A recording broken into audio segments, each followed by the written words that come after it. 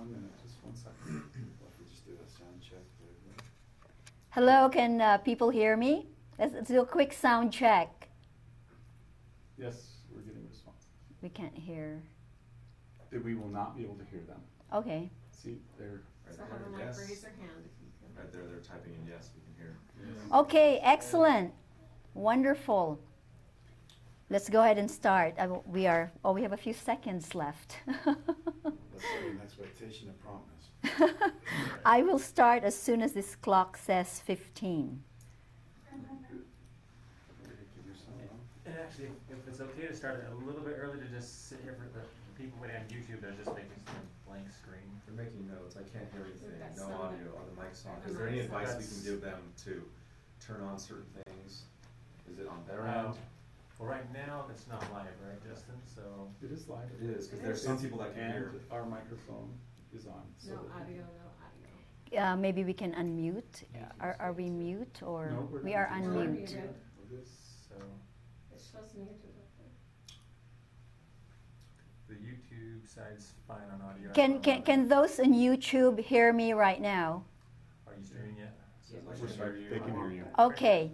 We're ready to all right, so good morning, Wolverines. Good morning, UVU, and thank you for being with us in the first All Hands Talk with Tuminez. As you know, it's my second day on the job. I am wearing green, but soon I will be running out of green outfits, and I have to apologize in advance for that. I want to begin with a big thank you. Thank you to everyone for the warm welcome yesterday on my first day. We've seen some of the press coverage today, and I think largely positive, and it's great to hear and see the buzz about UVU and all the wonderful things that we're doing here. I'd also like to thank the man whose big shoes I cannot fill. I know that as we start these all hands, it takes some getting used to a different president sitting here. I think often of President and Paige Holland as I survey what is here, this wonderful community that we have, the strong university that we have, the university that we can be proud of and excited about every day. I am very, very aware of the deep debt of gratitude that I owe to President and Paige Holland and to all of you as you've worked with him over the 9 years of his presidency. And as you know, I had a bit of logistics to deal with as I was completing my job with Microsoft and moving my family from Singapore to Utah. And in the interim, when I couldn't be here, I want to thank Jeff Olson for serving as the interim president of the university and doing a very good job of that. And then finally, a big thank you to the transition committee.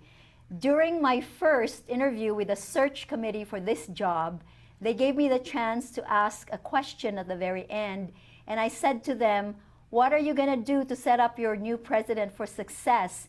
And the very first answer was, we have a transition committee.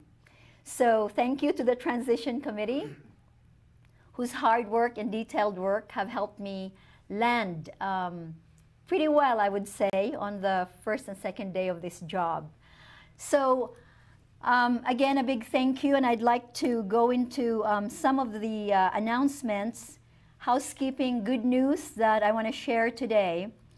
As you know, we are a story of growth, which is both exciting, fascinating, daunting, and it is continuing.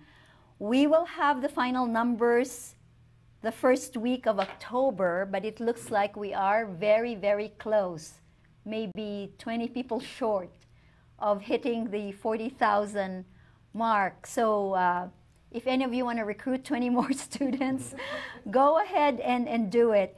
By the way, I'd like everybody online to know that I have my vice presidents and senior leadership team, most of them in the room with me.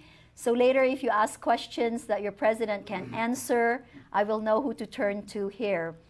So celebrate the growth. It's wonderful. It's better to be growing than stagnating or not growing at all. People like us. They want to come here. I love it. And second announcement, which I think everybody will love, we have our winter break university closure. We all look towards the Christmas and New Year holidays. And I was telling my team earlier that these kinds of days are actually sacred for me. In my very, very busy life, where I've had to juggle children and family and work, I treat these holidays and vacation days as sacred time because they are kind of focused time with my children and my husband. And so I want to announce that in addition to the regular holiday schedule, similar to last year, we will be closing campus on December 26 to 28 and December 31. So in essence, between Christmas and New Year, we are closed for business, which is wonderful. And spring 2019 semester classes will begin on Monday, January 7. We do not anticipate the closure dates to affect our ability to have a wonderful opening for spring semester. And that doesn't mean that we're expecting you to work even while the campus is closed, but we will all be ready January 7. And for those who are part-time staff employees who may, for the university, with your supervisor's approval, you may make up missed work during the closure dates of the university. But those hours must be worked within the month of December and must be within your work limits for your specific arrangement with UVU. So that's the announcement in terms of our winter break and the university closure.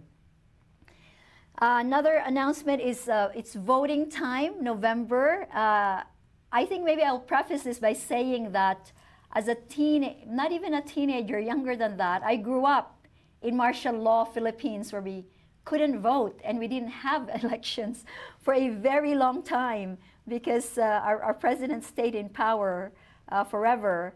So the privilege of voting is really something to me that is sacred and it should be treated very seriously. And we have a presidential intern cohort that is energized to raise awareness about the importance of participating in our democracy. I became an American citizen in my early 30s and I have voted every single year. We need to vote, and in the coming weeks you will see the presidential interns actively working to ensure that all members of our community are registered to vote. So there's an assignment for all of you on this call. An assignment, homework 1, ensure that you are registered to vote. Study the candidates and the issues on the ballot. Know your polling location, and there'll be several, I suppose, close to where we all live. And offer to help neighbors and friends who may be facing challenges on that day. They may need a ride, they may need a reminder. Offer them free childcare, give them a cookie if they vote. Incentivize them. And the big reminder is simply, let us all vote. As a university, let us take our responsibilities as citizens seriously. And I think that's good for us, for our families, for the community, for the state of Utah. So let's work with our presidential interns as they try to remind us and encourage all of us.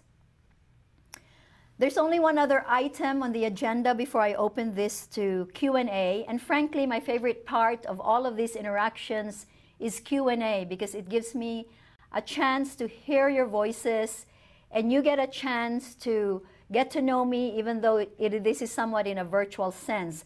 So just one final item, and that is my first 100 days and the listening, learning, and observing tour.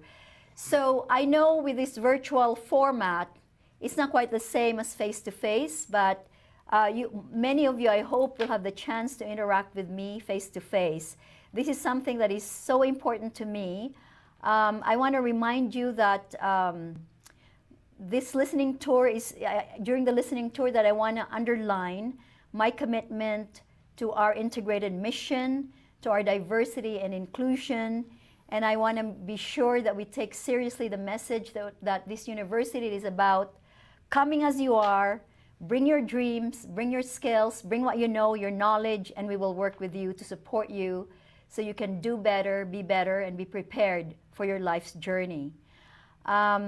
During the listening tour, I will be visiting departments and satellite campuses. Some, like Capitol Reef, are farther away, but I'm actually so excited about that. And we're trying to find the first date when that will be possible. Heber, I've driven by that campus even before I had anything to do with UVU. During many trips in the summers, I've rented cabins up in Heber. So I am very curious and eager to visit the groups there. And please be patient because it will take some time for me to cover as much ground as I want to cover. But in these visits, in the interactions with me, I want you to be yourself. I want you to be candid. And I said in my email on the first day of school that I want all of us to be candid, but to speak kindly. Speak clearly, speak kindly, speak your mind. We can disagree on many things, but we will disagree with kindness to find solutions and ways forward. And let's make sure that we hear one another and listen to one another. I want to build a culture of teamwork and collaboration and communication. I want people to feel included. And this is not always easy to do. And I'd like everyone to know that the ownership rests not just with me. It rests with my senior leadership team. It rests with the deans, the faculty, the students, the staff, and administration. The idea of common ownership, I am finishing a book now by Henry Rosovsky, the former Dean of Arts and Sciences at Harvard University. This book is called The University An Owner's Manual. And I like the term ownership. It's easy for us to ask for change or to gripe and complain, but let's ask at the end of the day, what is my ownership? How do I own this university? Am I showing up every day as my best self? Am I communicating clearly? Am I disagreeing kindly? And am I putting the best interests of this community at heart? So I will end there, and we have exactly how much time? We have a lot of time for Q&A. We have about 10 minutes. 10 minutes, okay. All right, so let's start. Questions? Let's go with, we have a question from our Wasatch campus. President Tuminez, I am Tom Melville. I'm the administrator for the Wasatch campus. We welcome you. Our question is, what is your plan to help extended sites feel included as part of the whole university? Great. That question actually had been asked to me before as well. I think that was at the staff or faculty convocation. So I hope that today's all hands, today's talk with Tuminez, is a first step in that direction of making the other campuses feel included. And certainly during my listening tour, I will be stopping at all the campuses so I can have face-to-face interaction with you. And one of the questions is really with the challenges in scheduling, how we might regularize the interaction, both face-to-face and virtual. There are many ways now. I'm coming from a tech company before this job, and what I've loved about the tech experience is actually the seamlessness of my interactions with my team who were sitting in Indonesia, Malaysia, the Philippines, Thailand, Sri Lanka. So much more dispersed than our own current campus. And I have to say that I developed close relationships. And I use the term seamless in a very serious way because as we interact through technology, and then we know that there are rhythms where once every 3 months, maybe I show up. So again, just bear with me as we're figuring out how to work the schedule. As you know, the demands on my time will be tremendous, and I've been using the word tremendous a lot recently. I don't know why. And so just bear with me, but I want to establish rhythms that are good, a certain amount of predictability, so that people know they're covered and they're heard. So I hope, Tom, that's a good enough answer for today. Excellent. James on YouTube is asking you, do you plan to push the development of new and continuing graduate programs? And if so, what programs do you hope to introduce in the near future? So the answer to that is I don't plan to introduce any new graduate programs in the near future.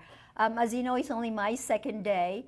And again, part of the listening and learning tour is that I get to know our current 8 master's degrees. And I've mentioned in other settings how excited I am that we have a master's degree in cybersecurity because I have been an advocate and a speaker and just a person out there talking a lot about cybersecurity in the last few years. So I want to get to know what we have, how they're working, what is our success. I have been excited talking to some of our professors who have told me that some of our students really get placed into, some of the top PhD programs in the country, for example. So let us first strengthen and consolidate what we have before we think about other graduate programs to introduce in the future. Sheldon asked in the WebEx, what is your experience working with veteran students, and would you support an employee Veteran Appreciation Day during Veterans Week? This is our military, right? Yes. Our veterans. So as you know, I have been working in Asia for the last 6 years. So I haven't really worked with many veterans, but I have many family members in the services. Brother-in-law who's in the Air Force, 2 nephews who are in the Army, and a nephew-in-law who's also in the Army. So I appreciate very much what our friends and family members and our students as well who've been through the services and our veterans. So this is something that I'd like to suggest. I have Val Peterson sitting next to me here, who knows very well the military life. And I certainly want to honor our veterans in the right way. So I'd like to explore this further. I can't have a definite answer today, but let me explore what we might do to both celebrate and honor our veteran students. Excellent. So apparently YouTube is only hearing me through your microphone, so I'm going to talk closer to you, but you're fine. Yeah, just leave it there. It's fine. So what is your plan for employee compensation?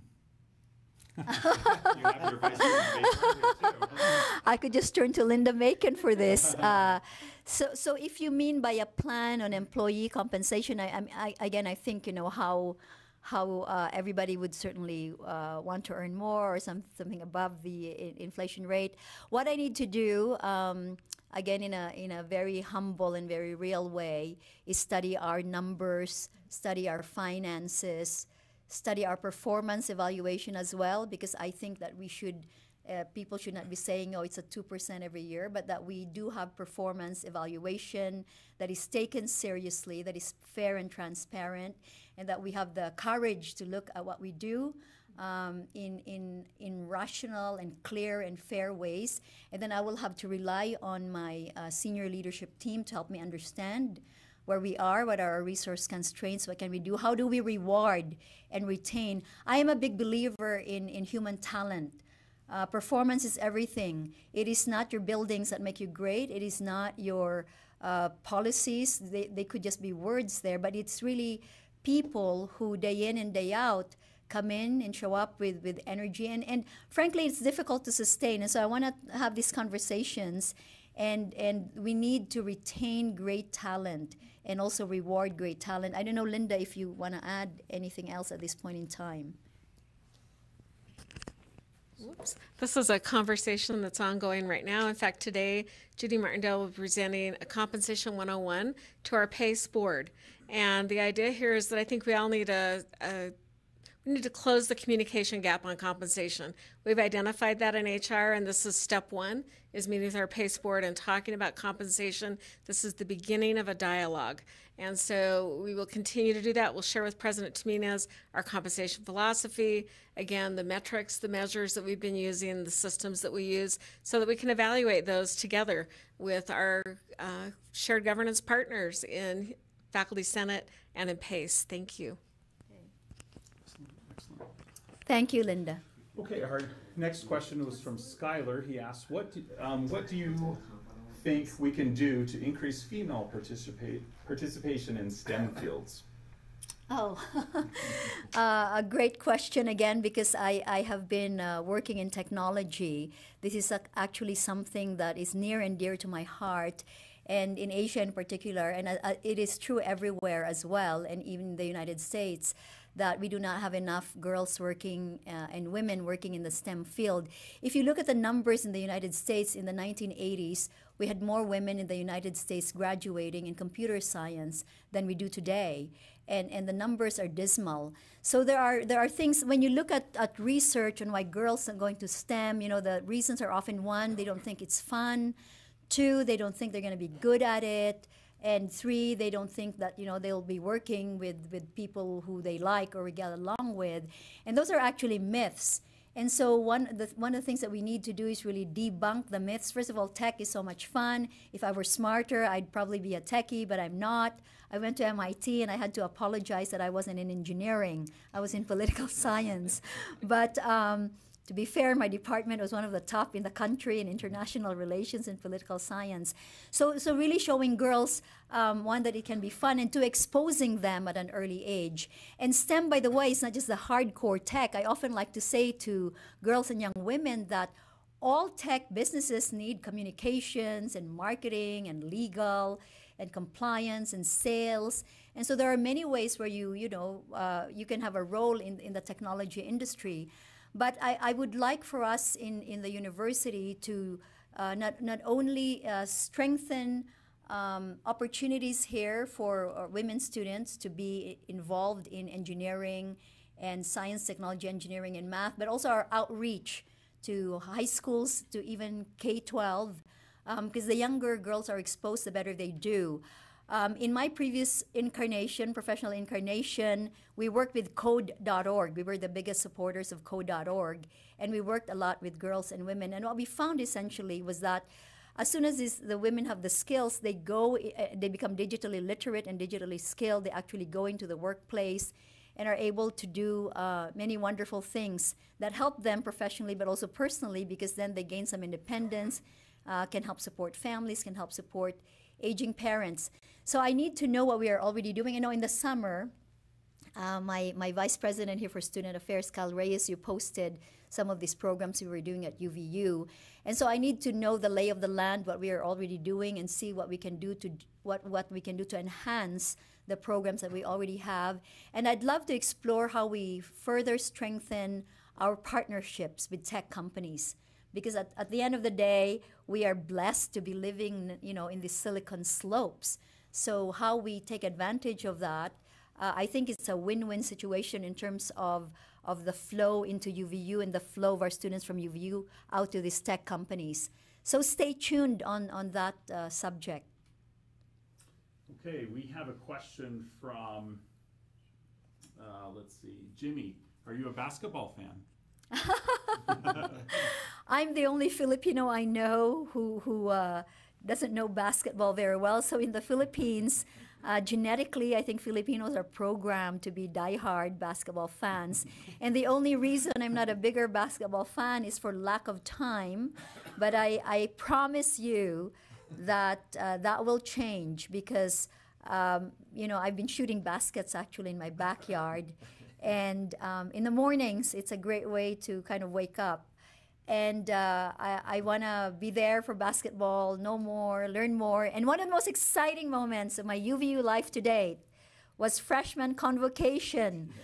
Those of you who were there and saw that moment when our student from Alaska, our freshman from Alaska, shot that basket from that distance, that was crazy. So I'm hooked now as of that moment. So I know Mark Pope expect me to be at the games and to be cheering and loving basketball. So thank you for asking that question. We have a couple questions, President, about birth leave and maternity leave, and what advocacy will you focus on to provide flexibility and support to all female students or all students, faculty, and staff?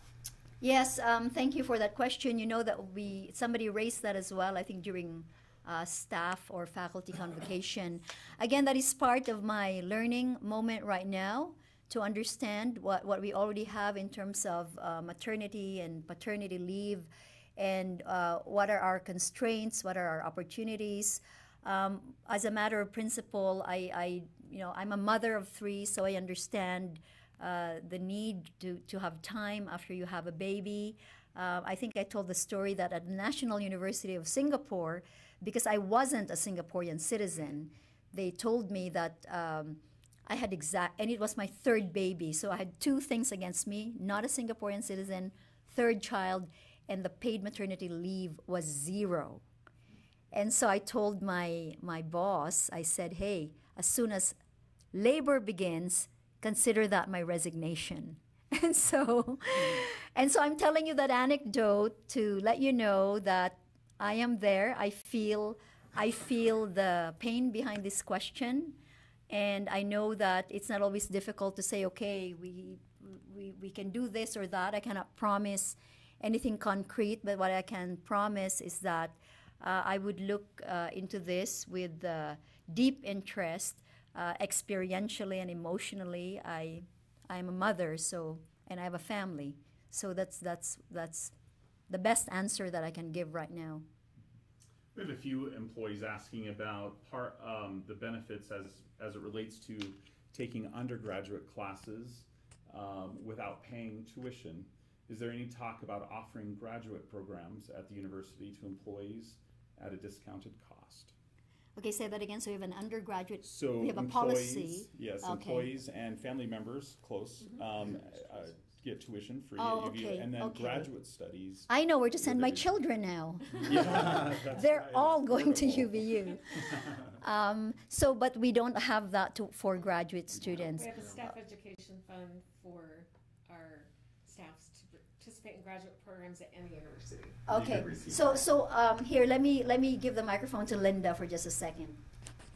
So we currently have a staff education fund that allows employees to apply for support from the university as they pursue any graduate program at any institution.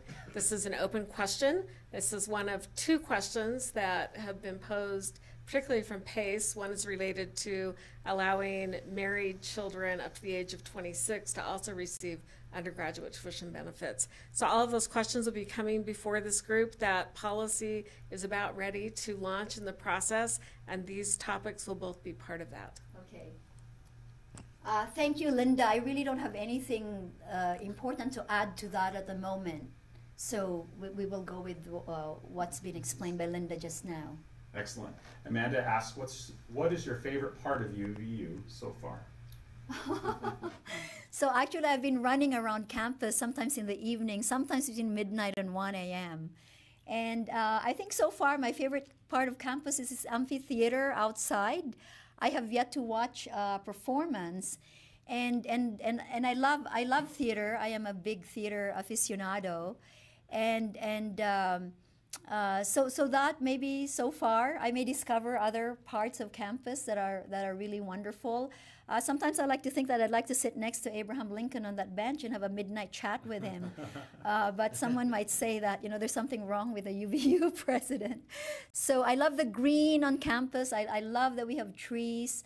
I love the seamless integration of our very modern architecture with the grass and the trees and the water. And so I hope that, we can keep growing this beautiful campus. Again, so far as the amphitheater really speaks to me, and I can't wait to see my first performance there. Excellent. We have a question from Matthew. We seem to be transitioning to a gender non-binary future. What role do you see UVU playing in this transition? Oh, okay. UVU is, inclusion and diversity are a pillar of our identity and our culture as a university. And I think that we continue to stick with that. I am not advocating one thing or another, but I want people to feel whether they're, gay or straight or different religions or different ethnicities, that they feel safe and respected and understood in this university. But you say that we are transitioning to a gender non-binary future. That's probably a dynamic above and beyond my pay scale to comment more deeply on. But let us focus on the things that are under our control, that are about us, that is about UVU, and that really is our inclusive and diverse culture. So as president, I want to underline our commitment to that. I think it is our strength.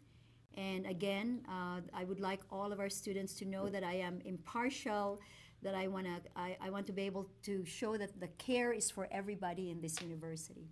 And also I will give the mic to Kyle Reyes, who has more to add. We'll see if this can work. Matthew, thank you for the question. We are in the process right now of, in fact, we'd invite the whole campus to attend our finalist visits tomorrow for our next Chief Diversity and Inclusion Officer finalists. And I just want to let Matthew know and anybody else that's concerned about the changing nature every day of our national and international conversations and diversity issues. You need to know right now, in the past almost year, we've had a transgender, gender nonconforming task force with about 14 individuals from across campus who are working on policies and procedures and different issues. And so these are issues as we, as students, as faculty, as community members, as staff, as employees, bring these issues to our inclusion committee. Please know that these and other issues related to perhaps even refugee status and students experiencing homelessness, all of these various inclusive and diverse issues we are taking very seriously. So thank you, Matthew, for the question.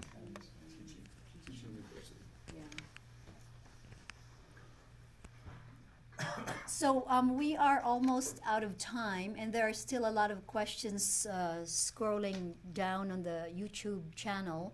But the ones that I've read just now have to do with the costs of higher education, what we plan to do with technology, and what we might do about our teaching mission. So let me just begin with teaching. I think that in the foreseeable future, we are going to stay focused on our teaching mission. And that is really our niche and our strength, and we are all about engaged learning. At the same time, in the culture of learning, you cannot do away with research, and so I want to encourage our professors who are doing engaged research, involving the students in the studies that they are doing, and then at the same time showing students, what are really the pragmatic or practical implications of research. And that is not just about economic issues or employment issues, but the ability to think critically, connect the dots, collaborate with other people, and so on. So that's teaching. As far as technology, one of my big interests is really to understand, in terms of our future aspirations and our current baseline, how do we think about digital transformation? How do we think about bringing our technology to a level where we have greater productivity, we have greater delight in the technology we use, and we have greater security, because security is so important.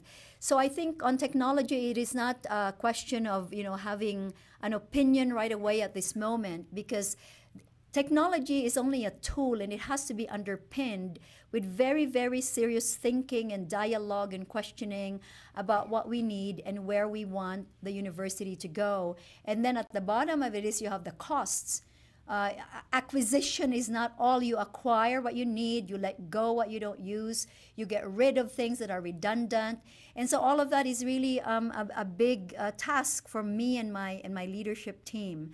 So stay tuned on technology. So that's teaching, technology, and the costs of higher education. Very important question. I think we are lucky in Utah in that we have one of the lowest, debt burdens for students. But since I went to school in the East Coast for many years, I was very familiar with students whose loans were, the size of mortgages by the time they were done. My own husband had to take loans for Harvard Law School. I think he only got done paying a few years ago.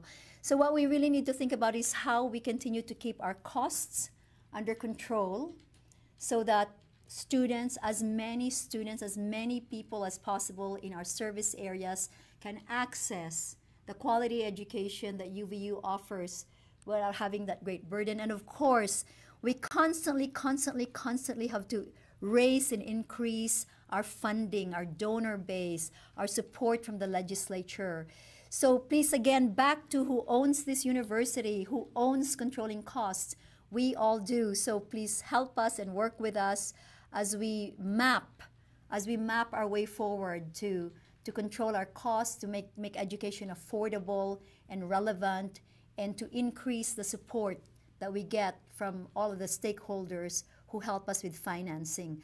So I am sorry that we have to end the all hands. This has been really fun for me, really fun, really enjoyable. And I hope that this has been worth your time as well. So stay tuned for the next all hands, and I hope that we continue to get great participation and get to know one another. Thank you very much. Go Wolverines!